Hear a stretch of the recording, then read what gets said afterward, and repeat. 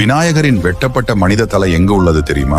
இப்பொழுதும் அந்த தலை இருக்கிறது. அந்த தலை இருக்கும் இடத்தை நான் உங்களுக்கு கூறுகிறேன். உங்களுக்கு விநாயகர் பிடிக்கும் என்றால் ஒரு லைக் பண்ணி சேனலை சப்ஸ்கிரைப் பண்ணிக்கோங்க. தேவி பார்வதி குளிக்க செல்லும் பொழுது தான் உடலில் இருக்கும் மஞ்சள் கலவையால் ஒரு பொம்மையை செய்கிறார்கள். அந்த பொம்மைக்கு உயிர் கொடுத்து தன் மகனான விநாயகரை உருவாக்குகிறார்கள். அதன் பிறகு விநாயகரிடம் யாரையும் உள்ளே அனுமதிக்காதே என்று கூறிவிட்டு குளிக்க செல்கிறார்கள். பாதுகாப்பிற்காக வாசலில் நிற்கிறார் விநாயகர். அப்பொழுது சிவபெருமான் வருகிறார். ஆனால் விநாயகர் சிவனை உள்ளே செல்ல அனுமதிக்கவில்லை. இதனால் பயங்கர கோபத்திற்கு சென்ற சிவன் தன் கையில் இருக்கும் சூலாயுதத்தால் விநாயகரின் தலையை கொய்கிறார். இதை பார்த்து பார்வதி கோபத்தின் உச்சிக்கே சென்றார். உடனே சிவபெருமான் தேவி பார்வதியை சமாதானப்படுத்துவதற்காக ஒரு யானை தலையை விநாயகரின் உடலில் சேர்த்து உயிர் கொடுக்கிறார். அதே நேரத்தில் விநாயகர் உடலில் இருந்து வெட்டப்பட்ட அந்த தெய்வீக தலையை சிவபெருமான் கையில் எடுத்துக்கொண்டு பாதாள உலகத்தின் நுழைவாயிலான ஒரு இடத்தில் போய் வைக்கிறார். அந்த தெய்வீக தலை காலப்போக்கில் சிலையாக மாறுகிறது. இன்றைக்கும் உத்தரகாண்டில் இருக்கும் பாதாள புவனேஸ்வரர் குகையில் சிலையாக இருக்கிறது. இந்த சிலையை முக்கோடி தேவர்களும் பாதுகாக்கிறார்கள் என்று நம்பப்படுகிறது. ஜெய் கணேசா என்ற கமெண்ட்